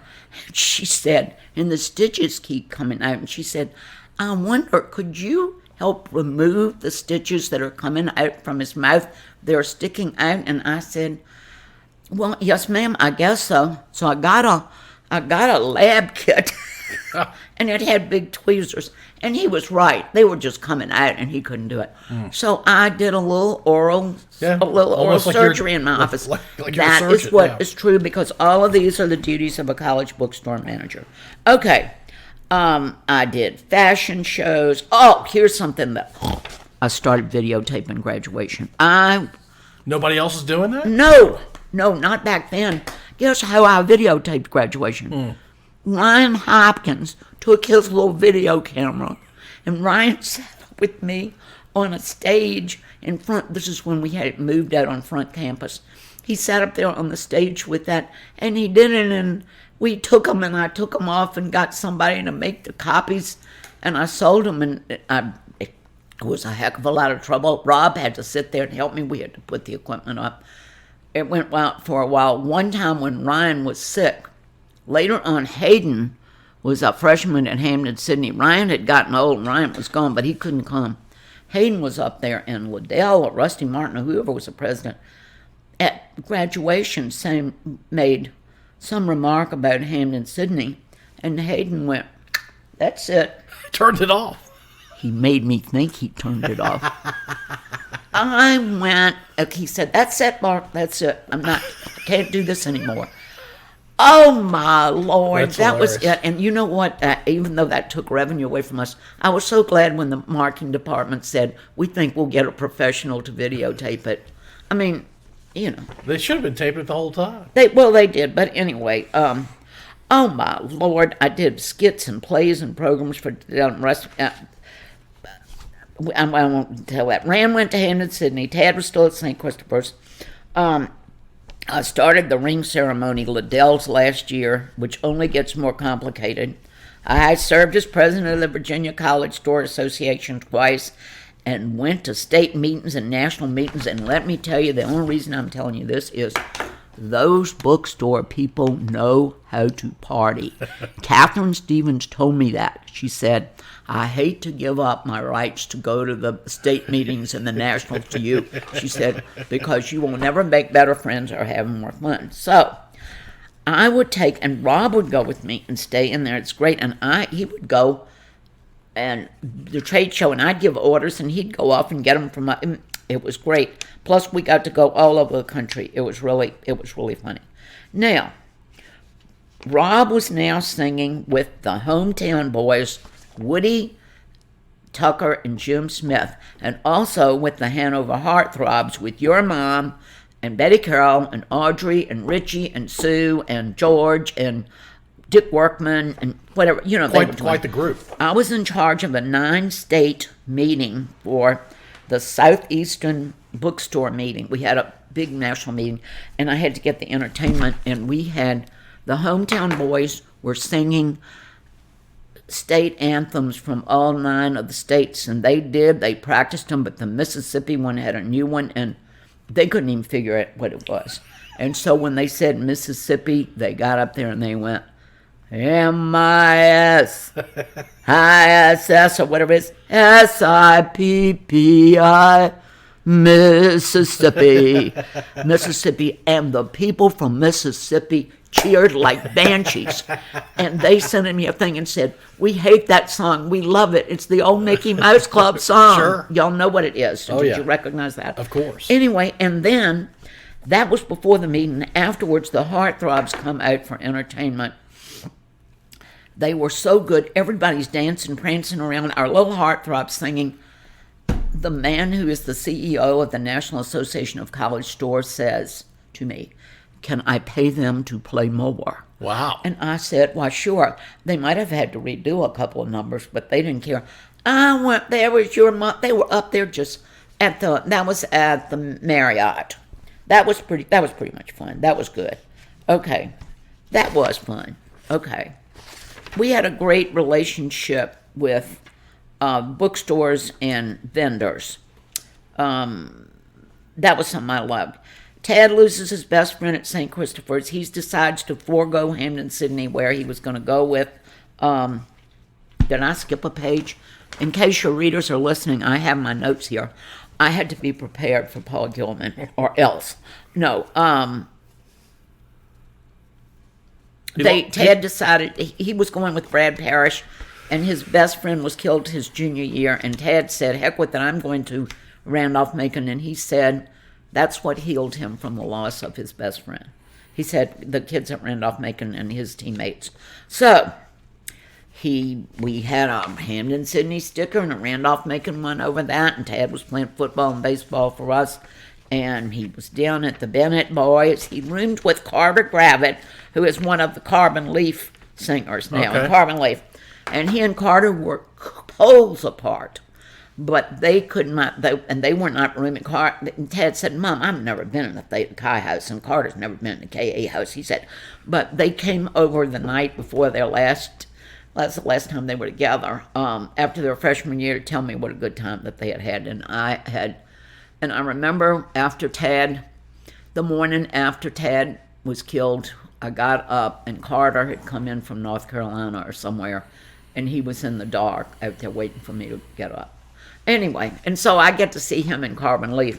But anyway, so Tad it was fine.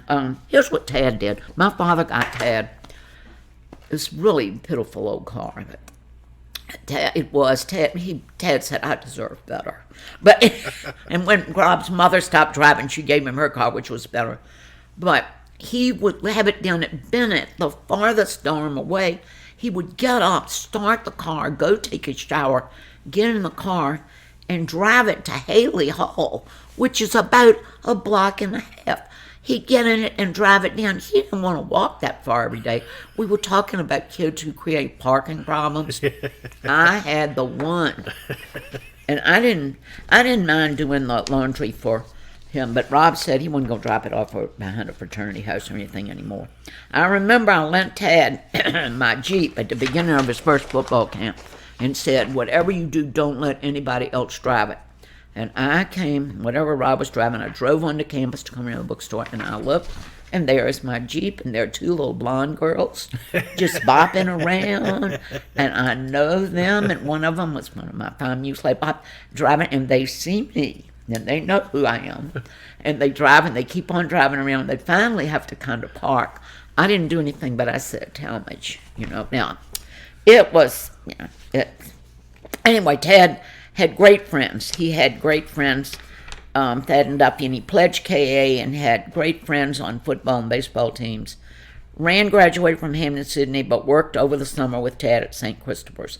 Both boys at home for the summer, and we had fun with them until July 20th. And so, how's our time going? No, you're fine. You're fine. On July the 20th, I was at work. Rand and state trooper came with Mr. Ball, my boss, to tell me, and I'll never forget, it made me think about Sophie's Choice.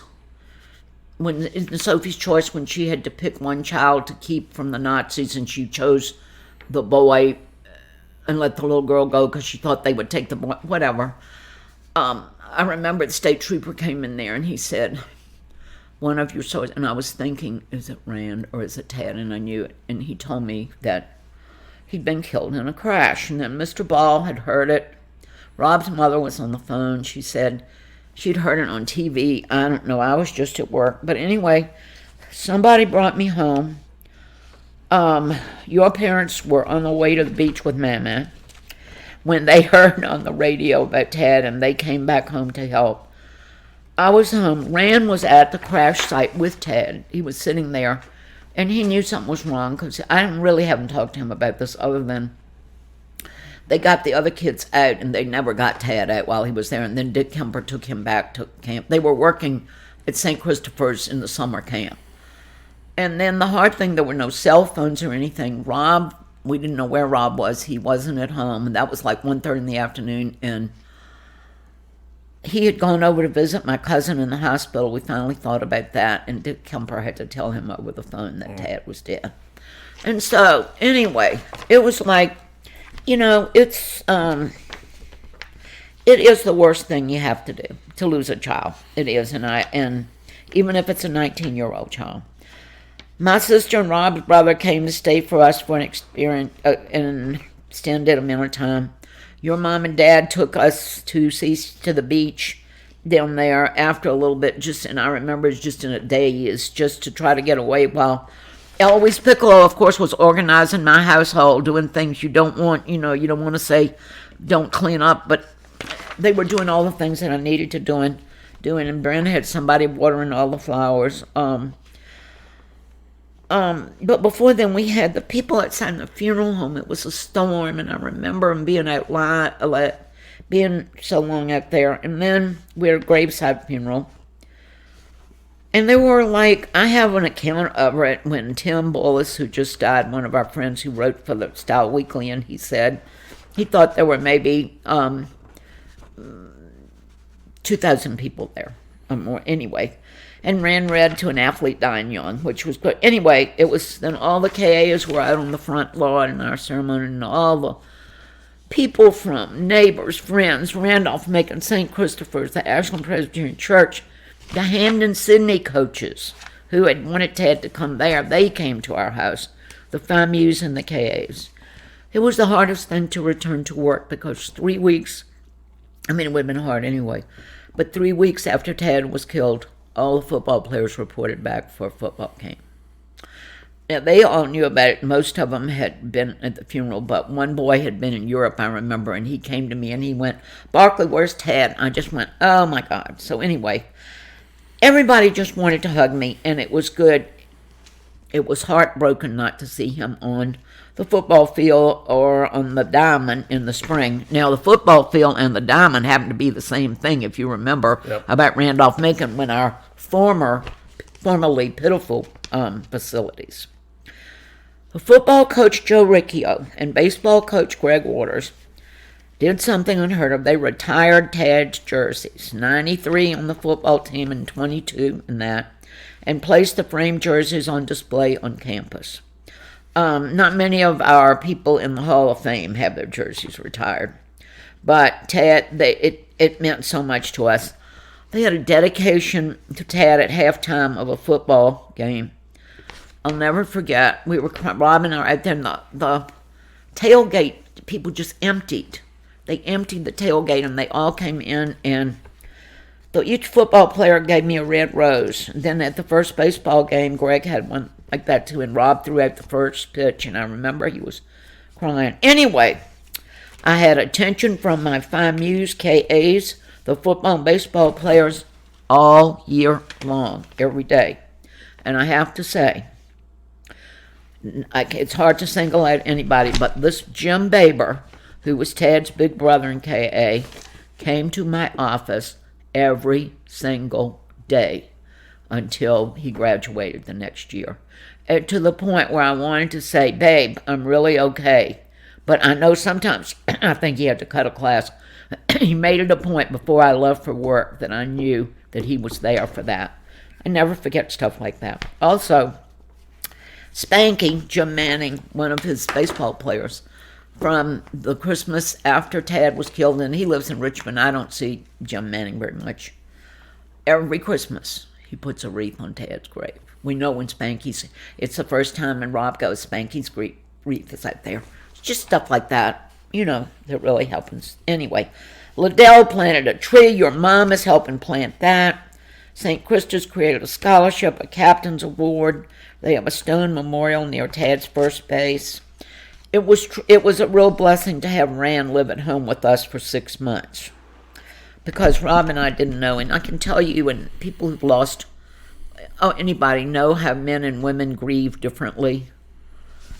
I had to be talking about Tad all the time.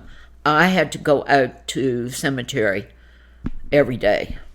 They did not have to be talking about Tad. They didn't have to go out to the cemetery.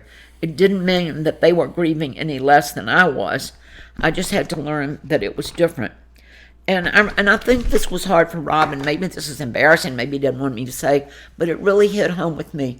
I had been there, and I had all those kids every day looking out for me, and everybody saying, how's Barclay doing? How's Barclay doing?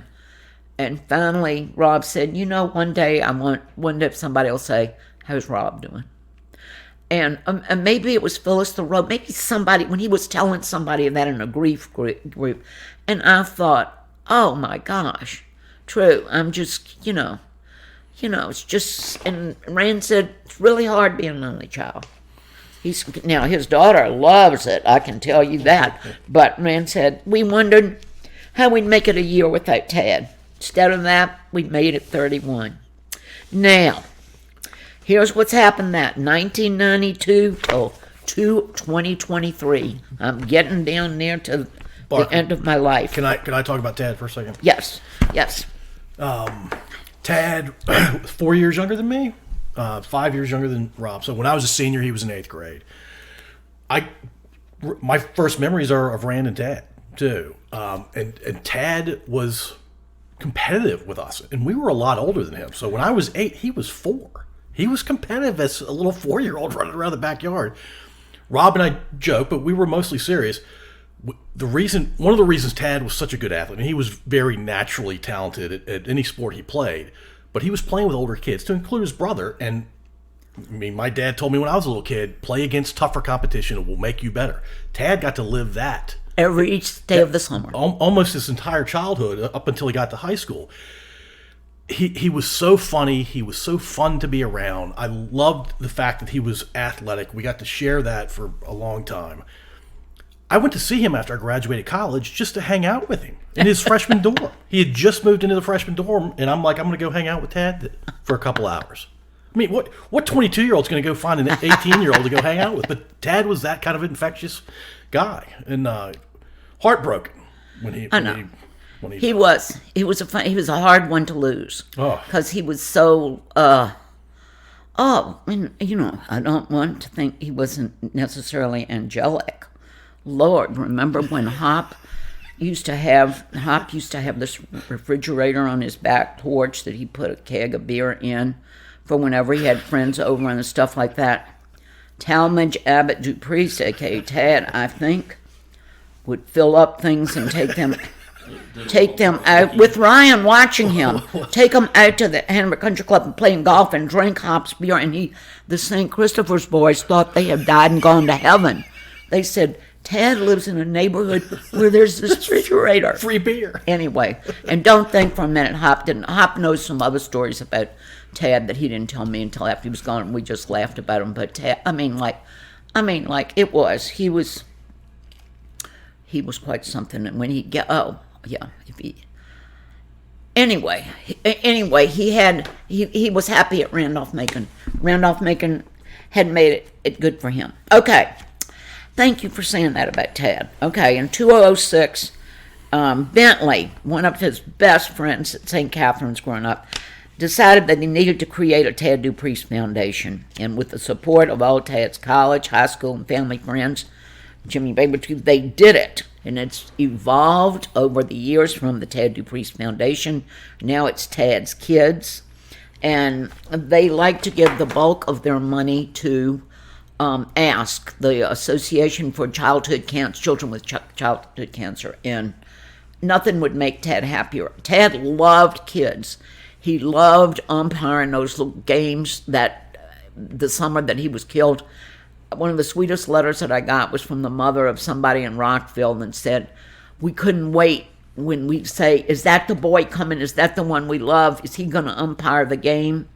Because he took time with the kids and told them what they were doing and gave them another choice. And she said, it was just like when we learned he was gone, she said, it was just, our boys were so sad. That was nice. People were always kind of nice to that. Okay. Rand then goes to a bookstore meeting where he had lunch with me. I don't know what he was doing. He was selling phones then. And he went to where we were having a bookstore meeting, and he talked to my Jansport vendor, and he hired him. And Rand became a Jansport salesman on the college market. Three states up here. And then later on, he was champion, Under Armour. Then he was Balfour ring rep. But anyway, he was my salesman a lot. of things, and I had to make sure, and we used to all order things together, that I didn't want to make any decisions that would benefit him more. So I'd say, you pick, what do you all think about this? But anyway, Rand and I did have fun, and of course, we always had fun at the bookstore meetings. Always. And it was great fun to have him and Rob at the bookstore meeting. But one time, when Rand was at Jansport, Jansport was doing a catalog for our school, and it's wonderful. Now we don't have it. We have online sales. We don't need that. And they really screwed up, and it wasn't done, and it wasn't done right. And I was so mad, I called out there, and then I called and I said, I want to speak to the CEO of Jansport in wherever Jansport, Wisconsin. And I waited and I waited, and I got to talk to him. And I said, I am so distressed about this. This is a company that I have great faith in. I have a catalog. This is all I do. I went blah, blah, blah. And he said, thank you so much for your concern. I called Rand and said, Rand, he said, Mom, you shouldn't have really done that. He said, but I'll tell you what. I just talked to Bonnie in there, and she said, your quantity level and your ship date has been moved up with Notre Dame and UCLA. He said everything at the Randolph Macon College bookstore will be shipped free, or whatever it was. It was great. So Rand and I would do, I did quite a few programs at national bookstore meetings. Rand and I were doing one, I think, in LA. We decided, let's do a program, and the national people liked it. It was a buyer-vendor relationship, how to create good ones and how to avoid bad things. We just practiced it when we got out there, and Rob was watching, and he said, this is going to be the worst thing you've ever done. Rand came in, he pretended to be a vendor who was like hung over and said, oh, I'm really sorry, but wait a minute, I got to find out what time I'm supposed to tee off at this thing. And he went, I don't know that you really like this. All the things a vendor wouldn't do. Then I came in and said, oh my God, as a person, I thought Rob Dahl was going to be my salesman today. I'm so sorry. I doubled book, and you'll have to drive 500 miles away. And then I had somebody came in we had this baby that pretended it was crying, and awful things that were happening. And it was hilarious. And then at the end, it just worked out. Once again, the Lord helped me and ran. So at the end, we had a Q&A with all the people in the room about what really to do. And I told about the Jansport thing. And Rand said, Mom, he did say, Mom, we said we were Mom. He said, I said, that's really not your first avenue. You probably should have gone through here and whatsoever. Little did I know that Jansport CEO guy had watched our whole program. He came over at the end. Rand saw him at the end when he said that. He came in and he said, I've got to come and see this. With the so it was wonderful. It was a great hit. We said, Rob DuPriest, what do you know? It was good. Thank God it sounds did. like you want Rob to dislike whatever you're doing. Well, usually I do it. When I'm doing by customer service or something like that. But it was really funny about doing that. I got to add new positions in the bookstore. It was me and Rebecca Bowles doing textbooks, Terry, Vanessa, and Gabe. We were lucky that our college supported the creation of the staff. We added Vera Bradley till that went dead, Lily Pulitzer till that died, Vineyard Vines, Smithers and Branson, Nike, Under Armour, Columbia. Anyway, all of that stuff. But I have to leave the college stuff for a moment to tell you about our Ashland travel connect. Oh, there's one thing I haven't told. Oh, I think that's on at the end. Okay, never mind. It was about my trip with your mother. I'll do that later. Okay. I'm going to tell about my travel companions. First, for over 20 years, we have traveled with Jack and Shara Luck to ODAC basketball championships in Salem, to opening basketball tournaments and playoff games in many other states, to playoff football games, and to the 2022 national championship game in Fort Wayne, Indiana. We had hilarious hours of fun. Shara and I are in the back, and we kept reminding them that we were two of the smartest women in Ashland. We said that, yes. I believe we listed about 10, and we included your mother and Audrey, and maybe, they were doing native Ashlanders. Yeah, but anyway, we said, but we are the smartest two, Sharon. We said, they'd go, oh dear God, shut up. Anyway, and Sharon and I would sing hymns on the way back, and old songs we learned in elementary school. Anyway, we had hilarious hours of fun with Jack and Sharon, including the time at a basketball tournament that I accidentally went into the men's restroom thinking it was the women's restroom. One of our players' fathers was there. Jack Luck comes in and grabs me and takes me out, and I'm thankful for that forever and ever and ever. And never, whenever I see that a player's whole father, I think, I almost got you. Then the two bravest souls I know, Susan and Woody Tucker, invited us to go to London and Scotland with them. When we arrived in Heathrow, there was a man with a great big sign that said Susan and then Beatrice in huge letters, Tucker. We knew Susan Tucker had everything under control when we get out at Heathrow and there's somebody with a sign for her. Our directress and Woody guided us through all the sights of London and Edinburgh.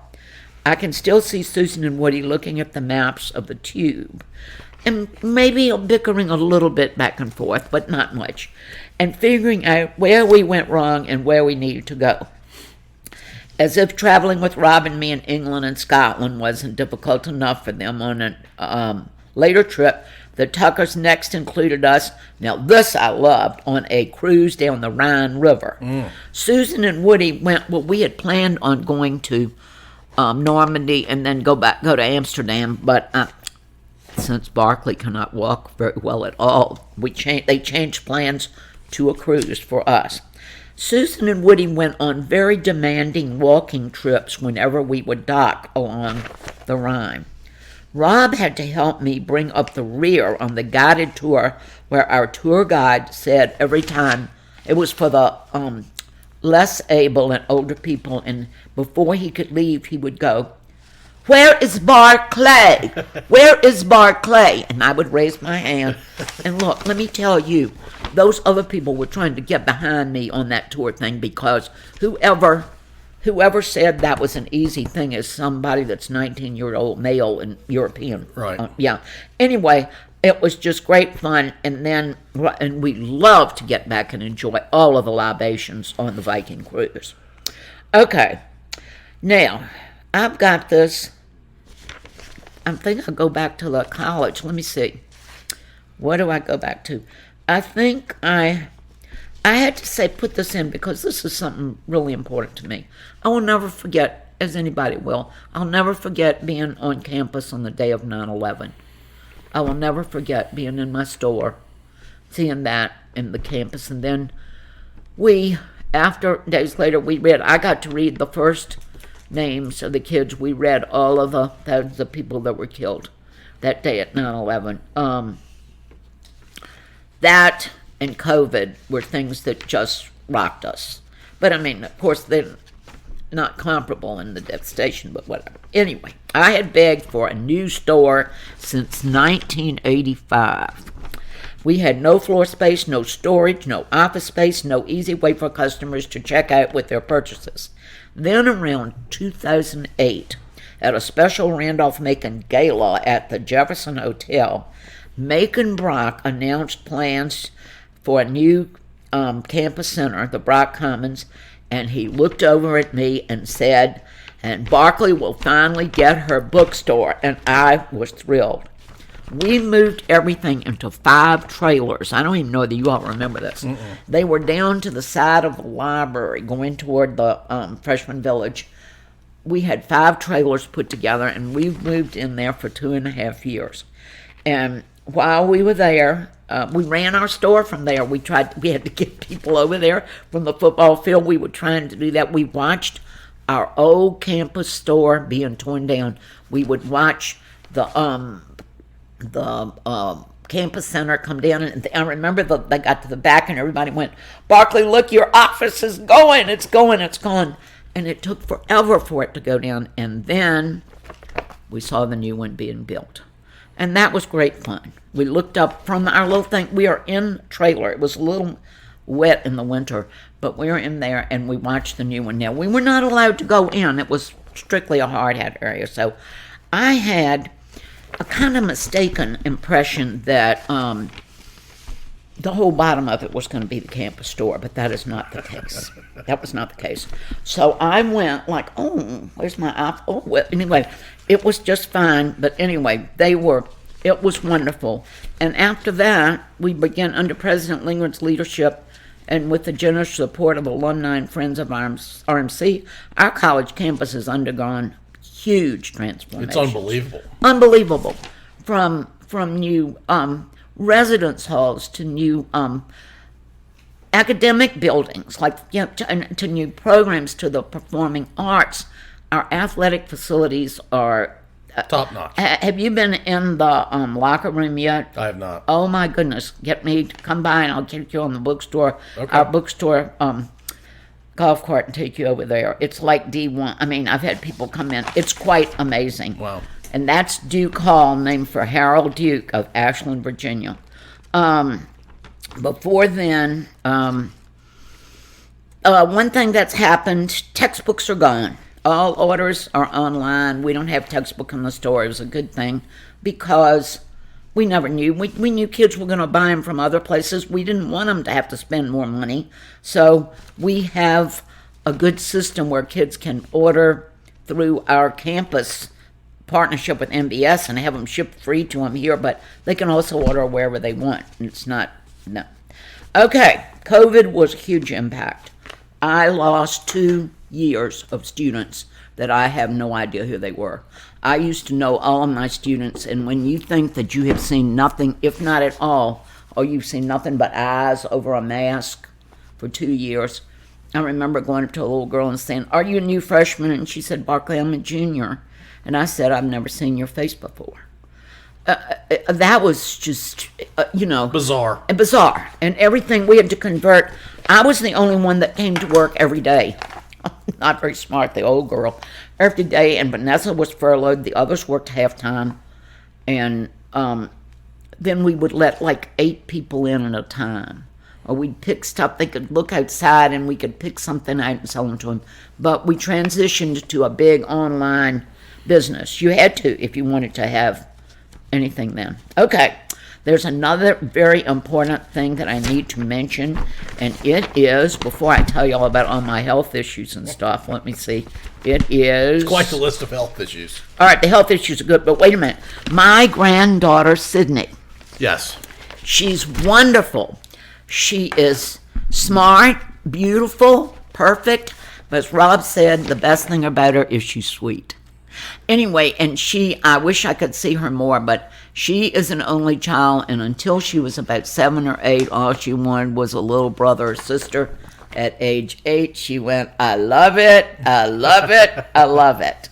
And she works in New York City, and she loves it. And I can't tell you that this, she said, she can't go. She said, "We work hard 5 days a week, and we don't go play at night, but we have fun on the weekends."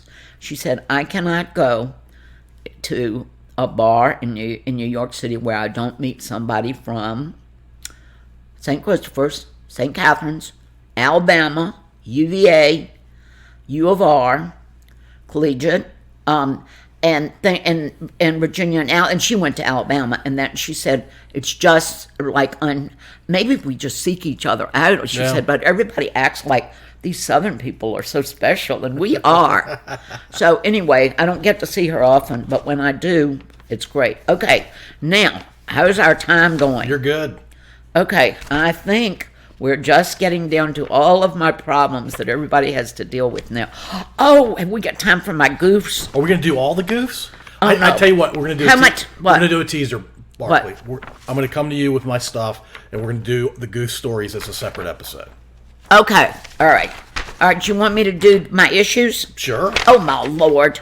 My Lord, I've had skin cancer multiple times, even melanoma, but it's okay. Then I had my ankle fused wrong. That created all my problems, and they couldn't undo it. I've had 2 knee replacements, cataract surgery. Oh, that was one of my goofs, but anyway. I've had breast cancer with chemo and radiation, sleep apnea. Do you have a CPAP machine? I do not yet. Oh, okay. I've had hearing aids for the last 10 years. a cane and a handicap sticker for 15 years where everybody says, why don't we ride with Barclay and Rob? They have the handicap sticker. Okay, and I have a pacemaker. So I just learned that. I have a pacemaker. Yeah. So, and here's my instructions. Because of my breast cancer, I can't sleep on my right side because of my lymph nodes. My pacemaker, I can't sleep on my left, so I have to it's all right, I've gotten used to it because I have that CPAP thing coming out of my head. Oh, my gosh. I would pay people millions. If they ever blackmailed me to see a shot of me at night, I would pay whatever it was to get rid of it. Okay, that is it. Now, all I want to say is one more thing for this. I am so fortunate to have Rob, Rand, my sister Toddy, my granddaughter Sydney, and all of the folks at Randolph Macon and in Ashland to take care of this old woman. I can't begin to thank all of them enough, and thank you for the opportunity to tell my story. It's time for me to make plans for retirement, but it's mighty hard to think of not being able to sit in my chair at the front of the store to greet students, convince prospective students to choose RMC, and welcome our alumni back to campus, and to always brag about the center of the universe. Thank you, Paul Gilman. Thank you, Barclay. That was awesome.